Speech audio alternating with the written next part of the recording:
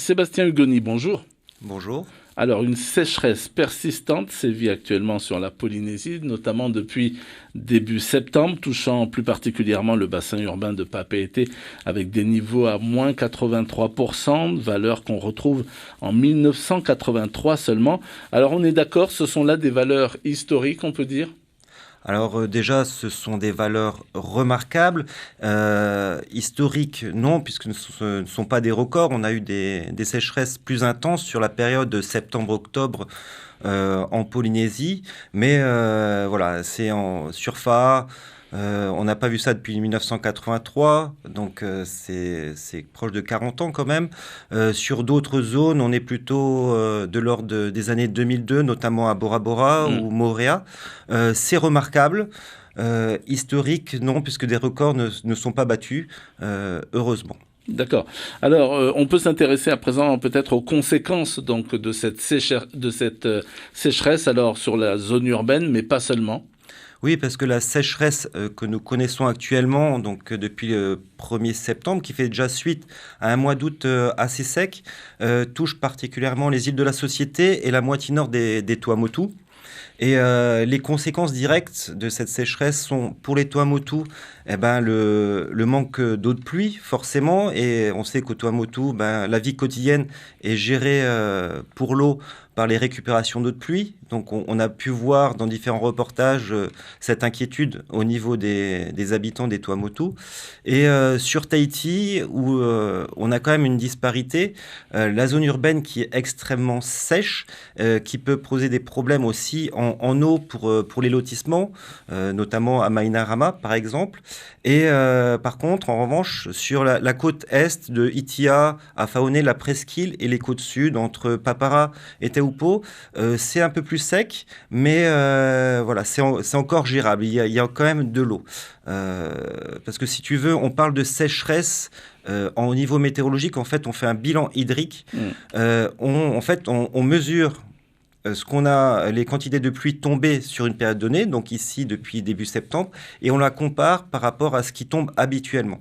Et là, on voit vraiment des déficits très importants, notamment sur la zone urbaine et sur Moorea.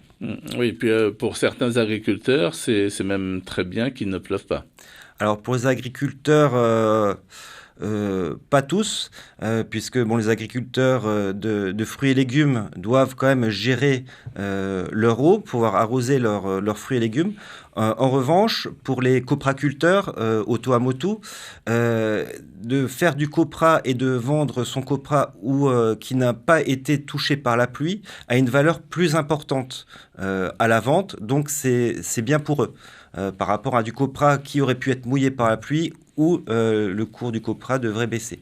Alors on dit souvent que la météo n'est pas une science exacte. Cela dit, on a une idée de la durée du phénomène, de cette sécheresse. Ça risque de durer longtemps. Je vous pose cette question sachant que la période chaude arrive. Oui, alors pour les modèles de prévision proposent pour la fin du mois d'octobre toujours une période assez sèche, même si des petites averses sont attendus ces prochains jours, dès aujourd'hui jusqu'à vendredi sur les îles du Vent et une partie des Tuamotu, mais ceci n'inversera pas la tendance puisque c'est extrêmement sec. Pour les prochains mois, on devrait retrouver des cumuls de pluie avec un retour proche de ce qu'on voit habituellement. Est-ce que ce sera assez pour combler le retard accumulé? Ça, on verra. Puisque oui, effectivement, la saison chaude arrive. On devrait arriver, on a de fortes probabilités d'avoir un phénomène Niña sur le Pacifique Sud, ce qui implique pour la Polynésie en fait un risque cyclonique un peu plus faible statistiquement. En revanche, on pourrait avoir des phénomènes orageux un peu plus importants pour cette saison. Ce qu'il faut faire attention aussi avec la sécheresse qu'on a habituellement à long terme, c'est-à-dire que aux premières fortes pluies de la saison chaude, puisque les sols seront secs, donc en fait imperméables, hein, puisque si on arrose un sol sec, on l'a tous vu, l'eau ne pénètre pas tout de suite, elle fait une flaque avant de pénétrer. Des fortes pluies sur un sol sec peut engendrer des ruissellements et des inondations au niveau des terres impactées. D'accord. En tous les cas, en milieu urbain, on ne risque pas de manquer d'eau? Alors sur Tahiti, non, puisque même s'il ne pleut pas sur le littoral, là où on habite, où on travaille, où les agriculteurs travaillent, il y a de la pluie sur le relief. Grâce au relief, un nuage s'accroche et font précipiter, ce qui quand même nourrit quand même les cours d'eau, mais il faudra quand même surveiller sa consommation d'eau et ne pas gaspiller l'eau quand même. Alors à partir de quel seuil est-ce qu'on pourra dire ou on pourrait dire que la situation est vraiment critique? Alors, une situation est critique, il faut regarder ça sur 6 mois à peu près. Sur 6 mois, il faut regarder un peu comment évoluent les précipitations. Là, on a regardé sur 1 mois et demi, qui fait suite à un mois d'août assez sec, donc on peut s'inquiéter en se disant attention, c'est quand même assez sec. Après, il faut regarder sur 6 mois.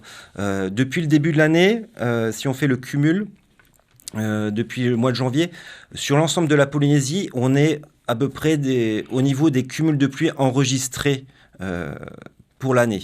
Donc pour l'instant, il n'y a pas trop à s'inquiéter. Il faudra voir après, en fin d'année, avec les précipitations de début de saison chaude, si ces niveaux vont se maintenir. Dans les îles, pas de risque annoncé de sécheresse?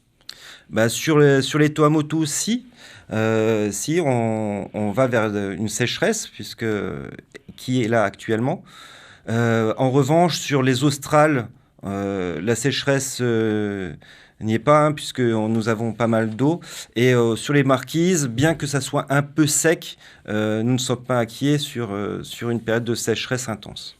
Alors, on va faire un peu de géographie sous forme de piqûre de rappel. La Polynésie française s'étend sur près de 5,5 millions de kilomètres carrés et comprend quelques 118 îles dans le Pacifique, dont 76 sont habitées. Si on a envie de découvrir le temps qu'il va faire à Bora Bora, dans l'archipel de la Société, les Tuamotu, les îles Marquises, ou encore aux Australes, eh bien c'est possible sur votre site. Alors j'ai vu que vous mettez également à disposition du public des images satellites fournies par les satellites géostationnaires. Bref, aujourd'hui, vous ne vous contentez plus de donner simplement la météo. Oui, heureusement, on essaie de s'améliorer un peu. Oui, maintenant on commence à avoir des moyens technologiques un peu plus importants, avec des images satellites haute résolution qui permet de voir des phénomènes de petite échelle tels que les phénomènes orageux en observation. Les modèles de prévision s'améliorent aussi, tant au niveau de la prévision et de la maille du modèle, ça veut dire la résolution du modèle, ce qui permet de réaliser des assistances particulières pour des secteurs d'activité météosensibles, tels que l'énergie avec EDT ou Maramanui, ou le secteur de l'agriculture, par exemple. En fait, ce sont différents secteurs qui vous commandent donc certaines informations, qui vous poussent également à vous améliorer. Oui, c'est ça. On est dans une politique d'amélioration continue.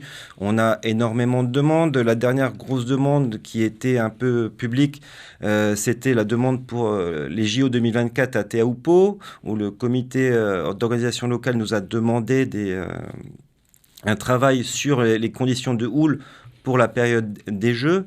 Et après, nous récoltons en fait leur retour, leur satisfaction. Qu'est-ce qu'on pourrait faire pour s'améliorer, et surtout si on a les moyens de s'améliorer, puisque en fait en milieu tropical, la prévision météorologique est assez difficile. On est entouré d'eau. Les phénomènes entre l'atmosphère, les interactions entre l'atmosphère et l'océan sont complexes, ce qui donne des difficultés au niveau de la prévision. Mais nous essayons de nous améliorer, et surtout nous essayons de communiquer le le plus facilement possible, notamment avec la page Facebook où beaucoup de personnes nous posent des questions, ce qui montre que les personnes sont intéressées par la météorologie et voilà, qui sont contents qu'on puisse leur répondre. Et voilà. Et je terminerai par dire une phrase d'un ancien PDG de Météo France qui disait que Météo France en sait certainement moins ce que la population l'espère, mais on en connaît beaucoup plus que vous ne le croyez. Ça rend philosophe tout ça. Oui. Merci beaucoup Sébastien Hugoni d'avoir accepté notre invitation. Avec plaisir. Je rappelle que vous êtes donc météorologue à Météo France. Merci encore.